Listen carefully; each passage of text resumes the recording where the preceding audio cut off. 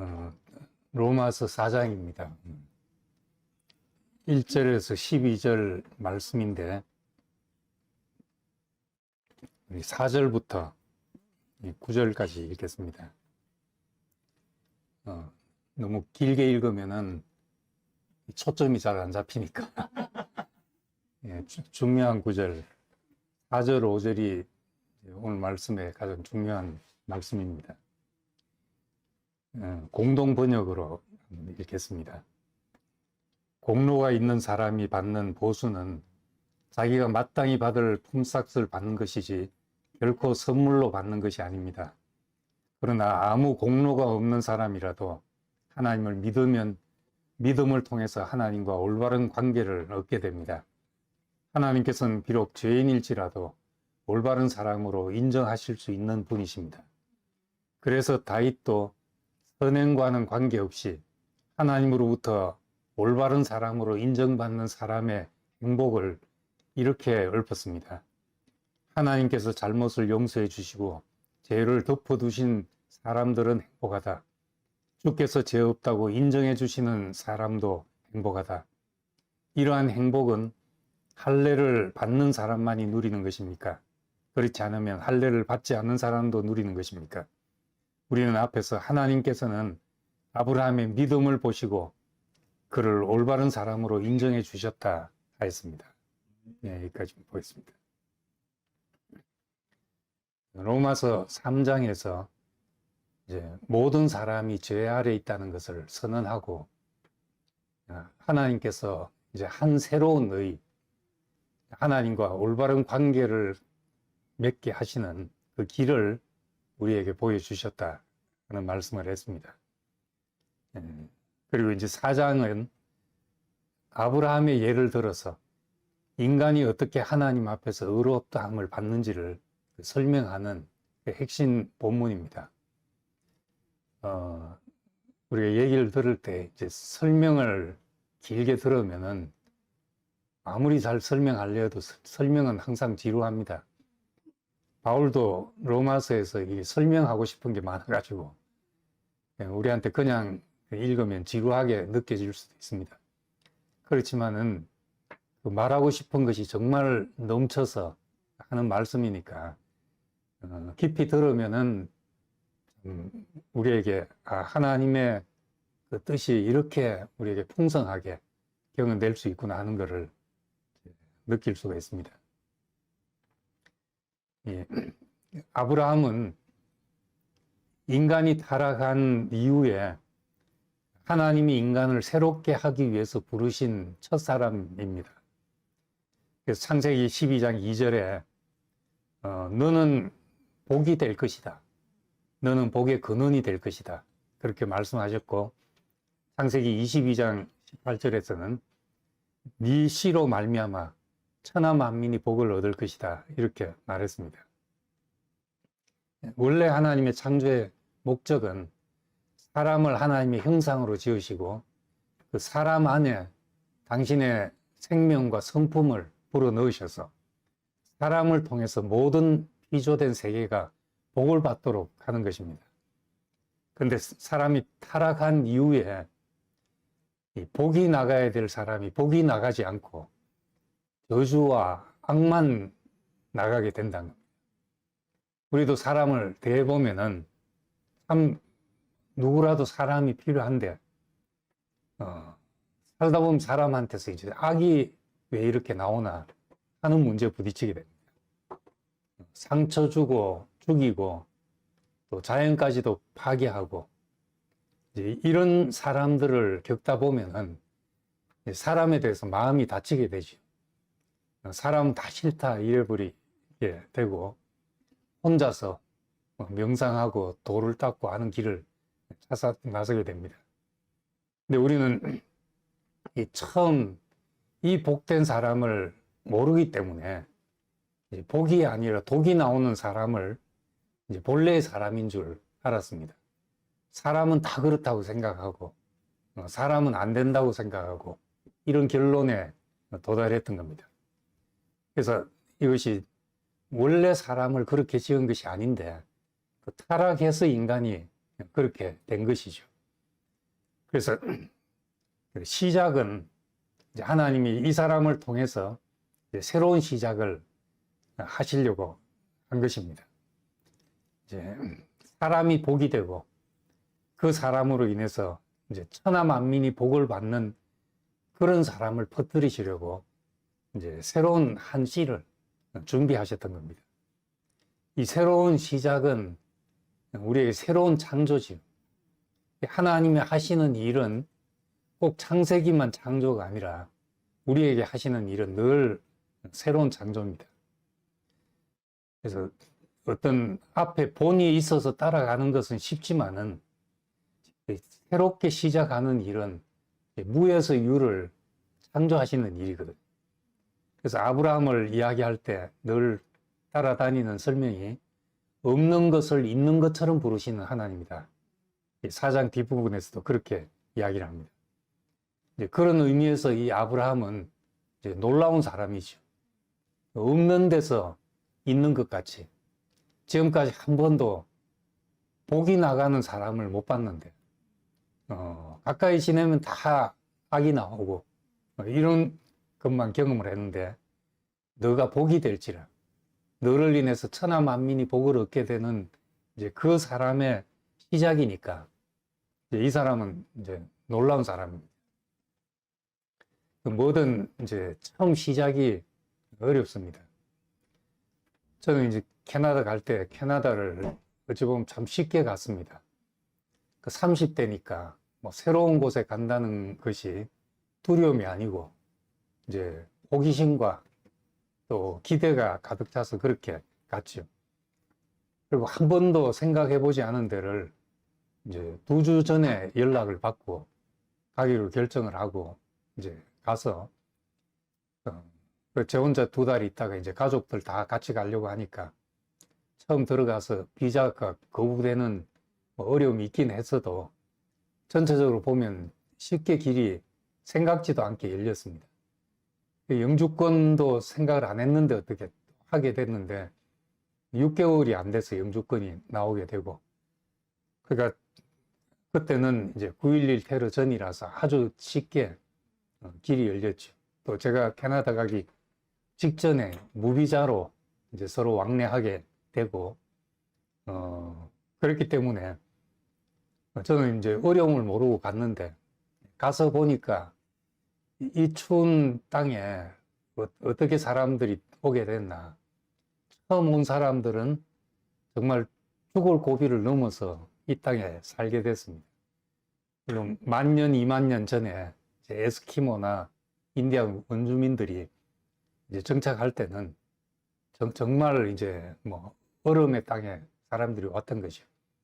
15세기 유럽에서 처음 거기 가면 뭐 장사할 게 많다더라 해가지고 온 사람들을, 유럽에서 처음 캐나다로 건너온 사람들은 첫해 전부 다 건너온 사람들 다 추위를 못 견디고 죽었으니까 정착하기 어려운 땅이죠. 그런데 이제 그런 경험을 바탕으로 그 다음 사람들이 또 오고 하다 보니까 이제는 사람들이 이제 이민 가려고 줄을 서는 그런 나라가 됐습니다. 아브라함을 우리는 쉽게 생각하지만은 본토 친척 아비 집을 떠나서 모르는 곳을 향해서 인생을 내딛는다는 것, 이거는 생각해 보면은 처음 캐나다 정말 와서 다 죽는 사람들이 찾아가던 그런 것처럼 그런 힘든 일이 아니었겠나 생각을 합니다. 그렇지만 하나님은 이 사람을 복의 시작이 되게 하셨다는 겁니다. 원래 의도하신 대로 사람 속에 당신의 생명을 두어서 만물에게 복이 흘러나가는 사람이 되게 하시려고 사람을 택하셨는데, 이 아브라함을 이제 그 일을 다시 시작하기 위해서 아브라함을 불렀습니다. 그래서 유대인들에게서도 아브라함이라면 다 인정을 하게 되니까 이 복음을 이야기하면서 바울은 아브라함을 들어서 복음을 이제 변증하고 있습니다. 그래서 이 아브라함의 믿음은 단순히 개인적인 신앙이 아니라 하나님이 온 세상을 구원하시려는 그 언약적 계획에 대한 신뢰와 응답이죠. 하나님이 계획하신 이 인간을 들어서, 인간을 통해서 만물을 복주겠다 하는 이 계획에 대한 반응이었던 겁니다. 그것을 아브라함의 믿음이라고 이야기를 합니다. 그래서 아브라함은 어떻게 하나님과 언약을 맺고, 어떻게 하나님과 친구가 되고, 어떻게 사람들의 이제 복의 근원이 됐는가. 그 얘기를 이제 창세기 15장 6절에 있는 말씀을 들어서 합니다.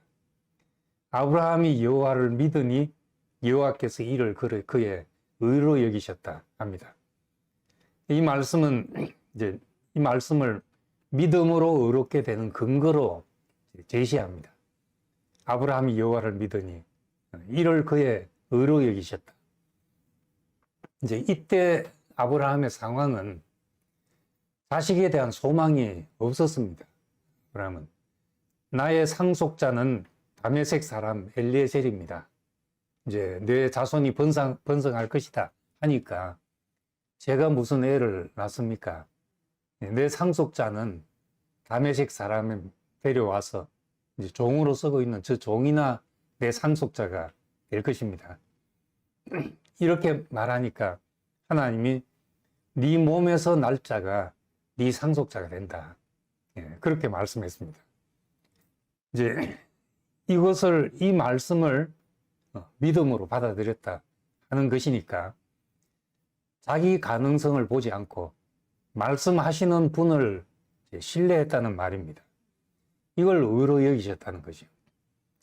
우리는 무엇이 일이 될 것이다, 안 될 것이다 하는 것을 내 가능성을 보고 이야기를 하거든요.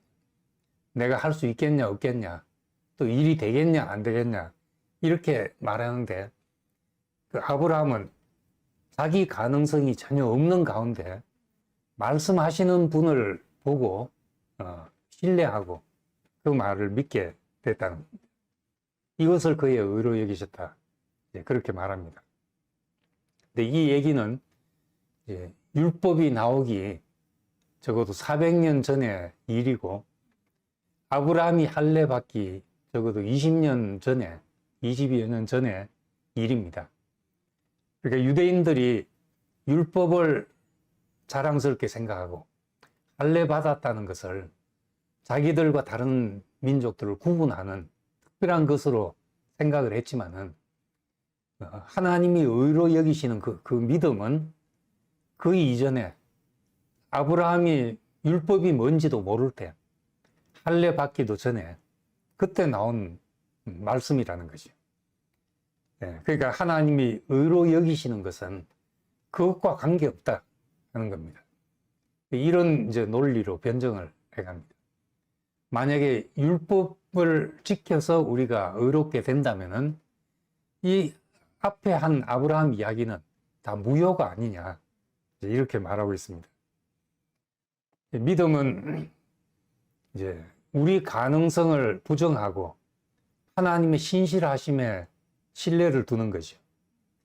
하나님의 은혜에 대한 나를 바라보지 않는 겸허한 수용이란 뭘 이제 저는 아닙니다 하고 이제 빼는 이것이 또 지나치면 지나친 것도 교만이라 그러잖아요. 다른 사람이 할 만해서 뭘 하게 하는데 못해 하는 너무 그것도 이제 자기가 할 수 있냐 없냐에 기초를 두고 생각하는 것이니까 이건 자기를 신뢰하는 거니까 그것도 또 다른 의미의 교만이라는 거죠. 그런데 아브라함이 하나님을 믿었다 하는 그것은 전혀 자기를 보지 않았다는 점에서 말씀하시는 분을 보았다는 점에서 하나님의 신실하심에 신뢰를 두는 것이고 은혜에 대한 겸허한 수용이라는 겁니다. 그래서 이 바울이 지금 로마서 4장에서 아브라함 이야기를 하고 있는 것은 아브라함의 이 믿음 이야기가 할례보다 앞섰다. 이제 할례는 17장에 가서 나오는데 믿음은 지금 15장의 이야기라. 그리고 율법이라는 것은 아브라함은 전혀 그것이 뭔지도 모르는 이제 그때 일이니까 이 얘기를 이렇게 하는 것은 하나님의 구원 사역이 인간의 어떤 종교적 경계, 행위 이런 것을 초월한다는 겁니다. 나중에는 율법과 할례 이것이 유대인들의 자기들의 어떤 정체성을 표식하는 이제 표식이 됐죠. 우리는 뭐가 다른가? 뭔가 차이를 둘 것이 있어야 되잖아요. 그 사람들은 그 차이에서 존재감을 가지려고 한다는 겁니다. 이것이 이제 타락한 인간의 본성이죠. 원래 근원으로 돌아가면 하나님이 사람을 지으셨다. 그 사람이 어떤 사람이고 좋은 사람, 나쁜 사람 가리지 않고 그 사람을 보시고 심히 좋다 하셨고 이제 안식하셨으니까 우리가 이 자리로 가면은 너와 나의 구별이 없습니다.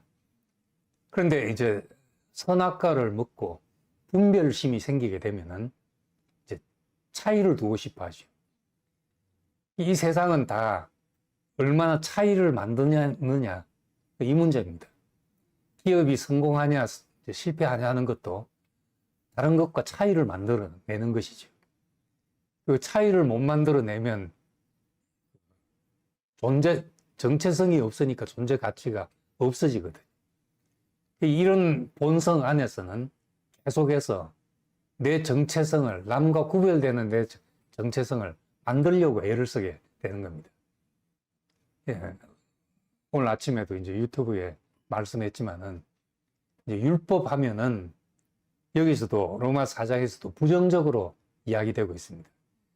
그거는 사람에게 뭘 해야 된다, 하지 말아야 된다, 이런 어떤 계율을 두는 것이고, 율법을 지키냐, 안 지키냐 하는 경계를 만드는 것이고, 또 율법을 지켜서 그걸 가지고 내 의의를 드러내려고 하는 사람들 때문에 예수님도 거기에 대해서 부정적으로 말씀하시고 했는데, 사실 보면 이제 율법은 좀 억울하죠.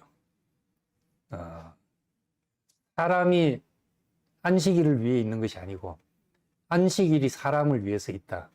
예수님께서 그렇게 말씀하신 것은 율법이 사람을 위해서 있었던 것이란 말이죠.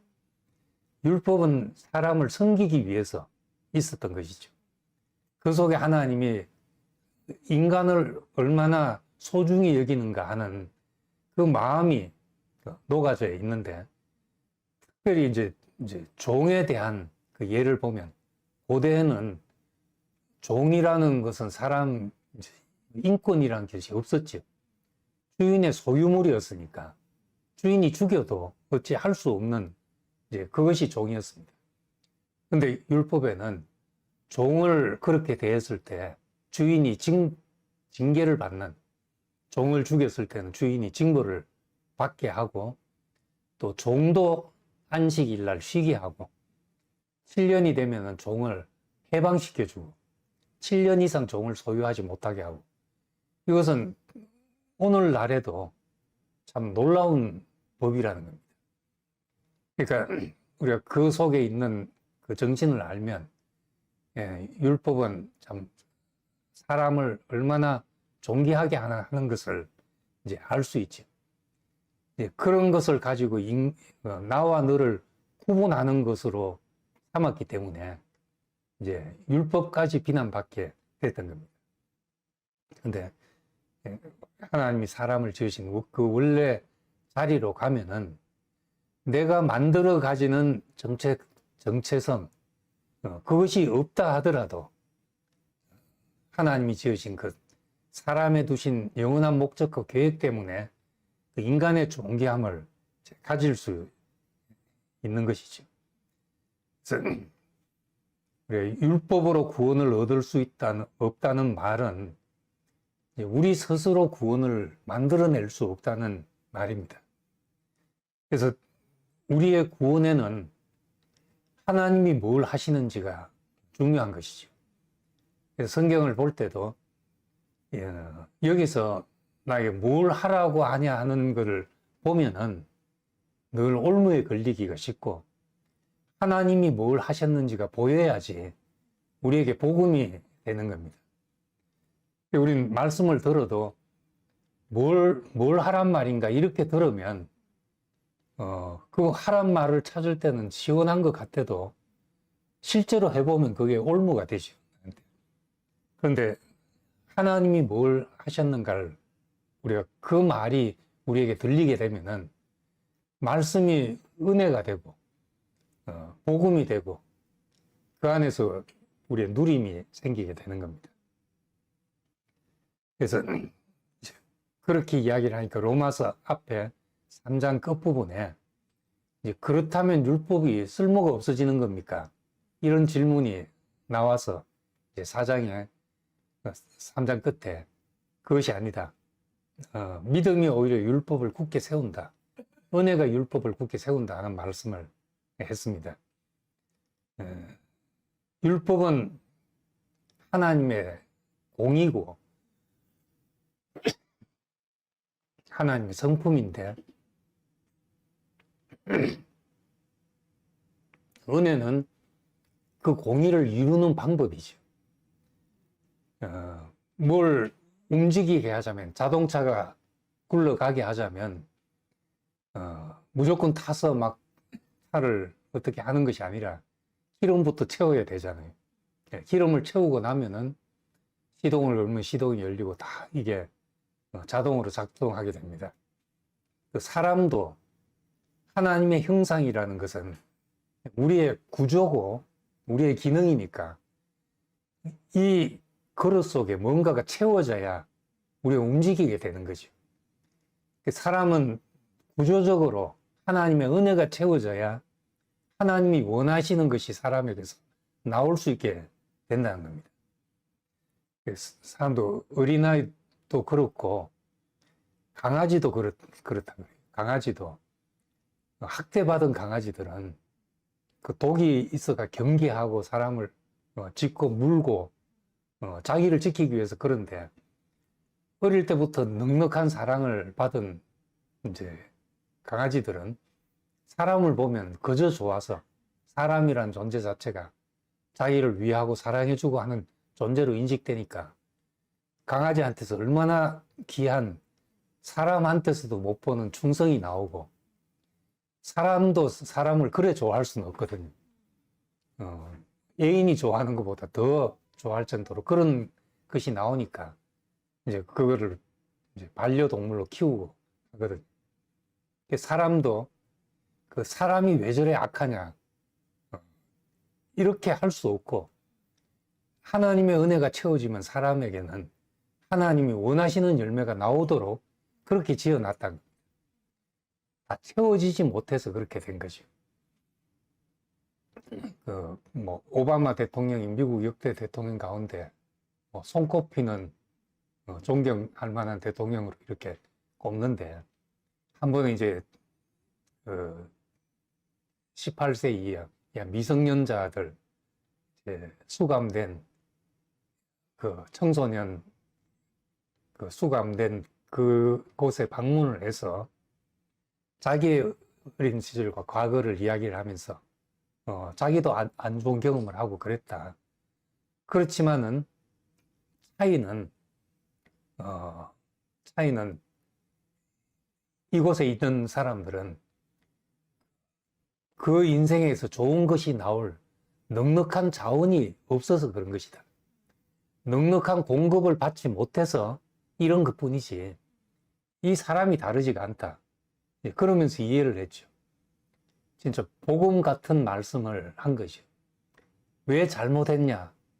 결과를, 행위를 보지 않고 공급이 없어서 그런 것이 나온 것이다.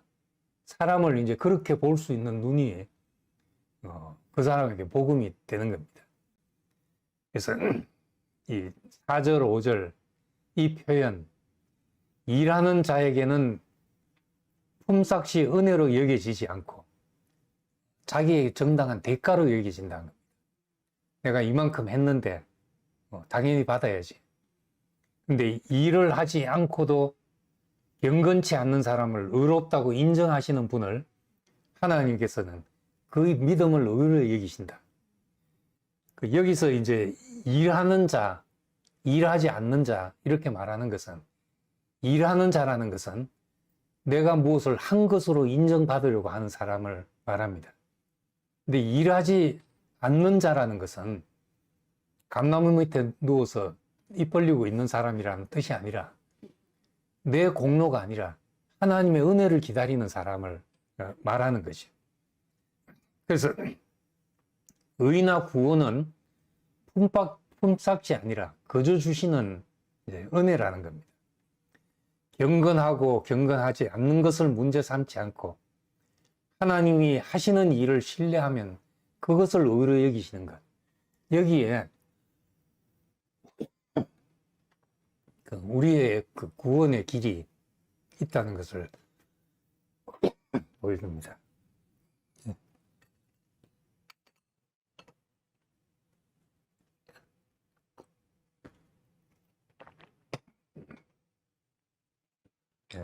어제 이제 대구에서 우리 영경 누님이 제가 복지센터를 열어가지고 이제 개원식을 했습니다. 우리 센터 이제 개원식을 했습니다. 이제 거기에 그 사돈댁이 오셨는데, 이제 대구에 큰 게 권사님으로 계신 분이죠.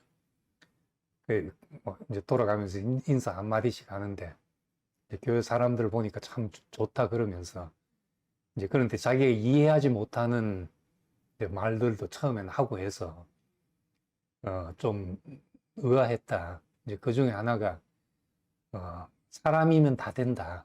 사람이면 된다. 그 말을 자기는 이해를 잘 못했다. 그 사람이 다 되는 게 아니고, 그래도 바른 생각을 하고 또 의지도 동원하고 뭐 노력도 하고 이래야 사람이 되는 것이지, 다 되는 게 아니지 않냐, 이제 이런 얘기를 하더라고요. 그래서 이 사람이면 다 된다 하는 말이 이제 오해될 수도 있구나. 그렇게 우리는 그 사람 된다는 말이 그냥 일을 하지 않아도 된다는 말이, 꼼짝하지 않고 가만히 있어도 된다는 말이 아니란 겁니다. 하나님이 어떤 조건에 있는 사람도 쓰실 수 있다는 말이죠. 이 구원은 하나님이 우리를 지으신 그 원래 목적과 용도대로 우리를 사용하시는 것이거든요. 이 카메라의 구원은 구석대기 처박혀 있지 않고 이 좋은 일에, 우리를 담는 일에 사용되고 있는가, 이 카메라의 가치를 바라는 것이잖아요. 그렇듯이 인간의 구원도, 인간의 멸망은 쓸모 없어지는 겁니다. 우리에게 주신 목적과 계획과 무관한 용도로 쓰여져서 하나님이 하시려고 하는 일과 아무 상관없는, 이것이 이제 멸망이니까 우리의 구원은 당신의 계획, 세상을 복주려고 하는 복주머니가 되게 하려는, 복의 근원이 되게 하시려는 이 일에 우리가 쓰이는 것이죠. 사람이기만 하면 다 쓰일 수 있다. 우리는 어떤 조건이 있어야 쓸 수 있고, 세상은 조건이 있어야 쓸 수 있죠. 그래서 이력서를 보고 사람을 뽑아야 되고 하는데, 하나님 앞에 오면 어떤 조건에 있다 하더라도 그리스도를 누리고 나타내는 데는 조건이 없다 하는 것이 우리의 경험입니다. 그래서 사람이기만 하면 된다. 이 사람은 처음 창세기 1장, 2장 하나님이 지으신 그 사람, 하나님 목적과 계획 앞에 있는 이제 그 사람을 이야기하는 이제 것이니까, 그냥 집에 들어누워 자고 있는 사람, 이런 말이 아닌 겁니다. 디모데후서 2장 20절에 큰 집에는 금그릇, 은그릇, 나무그릇, 질그릇 여러 그릇이 있는데 귀 쓰는 그릇도 있고 천천히 쓰는 그릇도 있다. 그렇지만 이 모든 것에서 자기를 깨끗게 하면 하나님 앞에 귀 쓰는 그릇이 되어서 주인의 쓰심에 준비함이 된다. 이게 그릇으로 말하자면 구원이지. 그냥 처박혀 있는 그릇이 아니라 하나님이 쓰실 수 있는 그릇으로 준비되어 있는 것. 그래서 우리는 성격, 경험, 능력 다 다르고, 이제 우리 용도로 사람을 쓰자면 지극히 제한된 사람밖에 쓸 수 없지만, 인간이란 그릇 속에 하나님의 은혜를 부어서 그 영광을 나타내는 일에는 누구라도 쓸 수 있다는 겁니다. 그래서 시편 51편에 해 돋는 데부터 해 지는 데까지 모든 사람을 부르신다. 하나님의 집을 건축하는 데는 모든 사람이 이제 필요한 것이죠. 이 계획 앞에, 하나님이 나는 내가 쓸모없다고 생각했는데 쓰실 수 있구나. 이것이 우리의 믿음인 것이요. 아브라함으로 말하자면 나는 도저히 아들을 놓을 수가 없는, 나는 끝난 사람인데 하나님이 아들을 놓게 하시겠다니까 하나님을 믿는다. 이렇게 이것을 믿음으로 여겼다 한 것처럼, 나는 이래서 안 되고 저래서 안 되고, 난 이것이 부족하고 저것이 부족하다. 이렇게 생각하고 있는 우리를 향해서 쓰실 수 있다. 그대로 하나님의 영광을 담는 그릇으로 우리를 영화롭게 하실 수 있다는 그 소망을 갖게 됩니다. 그래서 이것을 이제 덧붙여서 이야기를 하면서 6절과 8절에 그렇게 이야기를 합니다. 주께서 불법을 용서하시고 죄를 덮어주시는 사람은 복이 있다. 주께서 그 죄를 인정하지 않으실 사람은 복이 있다. 시편 32편에 있는 말씀을 이제 인용했습니다. 죄 사함을 받고 죄를 덮어주시는 사람이 얼마나 복된 사람인가. 이 앞에 일하지 않는 자와 대조해서 내가 내 의를 가지려고, 내가 사람들 앞에 나는 이런 사람이야 하고 내놓으려고 애쓰는 이 수고가 아니고 하나님이 덮어주셨다는 거죠. 있는 그대로를. 이런 사람이 얼마나 복된 사람인가 하는 것을 다윗이 인용했다는 겁니다. 우리 지으신 그대로를 쓰신다는 이 말씀, 내 약함을 쓰실 수 있다. 내 부끄러움을 쓰실 수 있다. 이것이 우리의 복음이죠. 바울도 자기가 깨달은 것이 그것이잖아요. 난 이것이 안 됩니다. 이것이 부족합니다. 내 몸의 가시를 3번이나 떠나게 해달라고 간구를 했지만은 돌아온 대답은 내 은혜가 내게 족하다. 이는 내 능력이 약한 데서 온전해진다. 이것이 자기에게 복음이 돼서 이제는 내가 오히려 약함과 궁핍과 공고함을 자랑하는 사람이 됐다. 거기서 하나님의 능력이 온전하게 됐다는 말을 하고 있습니다. 사람은 다 어느 정도 다 율법적이죠.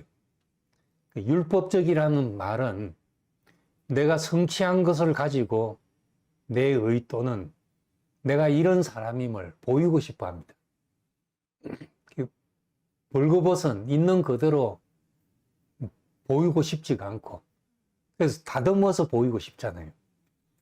사람들 앞에 올 때는 그래도 머리라도 빗고 세수라도 하고 나오고 싶은 게 사람이죠. 뭔가를 조금 갖추고 싶은 것이 사람이라는 거예요. 그런데 하나님 앞에 설 때만 그것을 우리에게 요구하지 않는 분이 있다는 것. 내가 이렇게 살았습니다. 이만큼 했습니다. 이런 말이 필요 없는 자리가 하나님이 당신의 용도로 우리를 쓰시기 위해서 부르시는 자리지. 우리의 하나님이 의로 여기시는 것은 그 부르심을 알고 거기에 응답하는 것이 하나님이 의로 여기시는 그런 겁니다. 로마 4장에서 말하는 요지는 그것이죠. 내가 뭘 좀 갖춰서 나가고 싶은 그것을 의로 여기시지 않고 하나님이 하실 계획에 그냥 예하는 사람이 된 것을, 그것을 의로 여기신다. 그래서 이 구원에 있어서는 우리가 자랑할 것이 아무것도 없는 사람이 되는 것이고, 그렇기 때문에 우리 헛된 수고를 거치게 만든다는 이것이 깨달아지면 우리에겐 깊은 안식인데 우리의 자랑할 것을 갖고 싶어 하는 사람한테는 늘 헷갈리는 말이 되죠. 우리를 무장해제시키시고 나를 있는 그대로 쓰시는 분 앞에 나를 내놓아서 우리 헛된 수고가 다 살아나게 하시는 주님께 감사드립니다. 기도하겠습니다. 은혜로우신 아버지 하나님, 참 율법이 있기 전에 우리가 할례를 받기 전에 내가 무엇을 가지고 하나님 앞에 가기 전에 하나님은 아브라함이 아무것도 없을 때 하나님의 계획을 받아들이는 그 사람을 보고 의로 여기셨다 한 것처럼 우리가 그 사람으로 하나님 앞에 서기를 원합니다. 내 공로와 자랑과 내가 뭘 만들어 가진 어떤 행위가 없다 할지라도 우리를 일하지 않더라도 우리를 의롭다고 여기시는 그분 앞에 우리가 섬으로써 우리의 헛된 수고가 사라지게 되기를 원합니다. 참 안식이 우리의 일의 시작이 되기를 원합니다. 하나님이 준비하시고 계획하신 그 일이 우리에게 보여서 우리가 안식하는 사람으로 주 안에 있기를 원하고 우리에게서 나오는 모든 일은 주님의 은혜에 대한 반응이 되기를 소망합니다.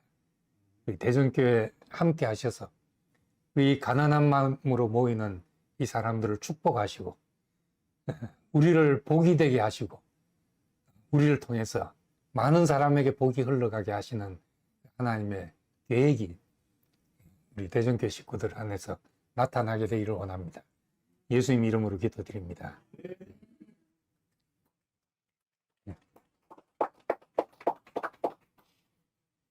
감사합니다. 찬송가 나의 영원하신 기업 한번 부르고 간증하도록 하겠습니다. 농자재 가게에서 파는 제초제가 여러분에게 얼마나 많은 스트레스를 만드는지 아십니까? 그 제초제의